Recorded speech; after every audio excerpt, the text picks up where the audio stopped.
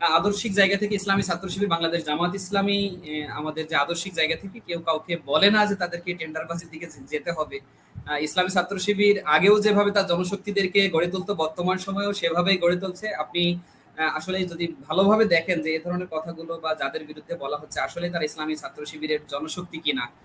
একসময় যেমনটা হতো যে ক্যাম্পাসগুলোতে আমরা দেখতাম যে টাকনুর উপরে প্যান্ট পরলে একটু ছোট দাড়ি থাকলে তাদেরকে শিবির বলে তাদেরকে চিহ্নিত করে ট্যাগ দেওয়া হতো। ঠিক অনুরূপ ভাবে পরবর্তীতে তো এই যে ছোট দাড়ি রাখা, টাকনুর উপরে প্যান্ট পরা, পাঞ্জাবি পরা, টুপি পরা, এটা তো একসময় কালচারে পরিণত হয়েছে সকলের জন্য। তো এ ধরনের সিম্বল থাকলে একজন মানুষের দ্বারা যদি কোনো ধরনের অন্যায় এ ধরনের কার্যক্রম সংগঠিত হয় তাহলে তিনি যে জামাত ইসলামের সাথে সম্পৃক্ত, ইসলামী ছাত্র শিবিরের সাথে সম্পৃক্ত, আসলে এটা মিন করে না। আর ইসলামী ছাত্র শিবির বা জামাত ইসলামের কর্মী বা দায়িত্বশীল হতে হলে হুট করে হওয়া যায় না। আপনারা এটা জানেন, ইসলামী ছাত্র শিবির জামাত ইসলাম ক্যাডার ভিত্তিক সংগঠন, আস্তে আস্তে স্টেপ বাই স্টেপ সামনে তাকে ধাবিত হতে হয়। সুতরাং আমাদের সমাজে যেটা অন্যান্য দলের ক্ষেত্রে যেমন হয়, কেউ একজন জয়েন করলো এবং সে সদস্য হয়ে গেল, সে দলের একজন নেতা হয়ে গেল।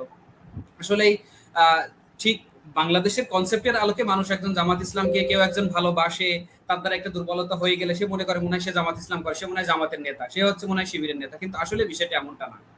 আর ইসলামী ছাত্র শিবির জামাত ইসলামের সাথে সম্পৃক্ত কোন ধরনের সচেতন, কোন দায়িত্বশীল, কোন জনশক্তি এ ধরনের টেন্ডারবাজির সাথে তারা কেউ সম্পৃক্ত কখনো ছিল না, বর্তমানেও নেই, ভবিষ্যতেও হবে না ইনশাআল্লাহ।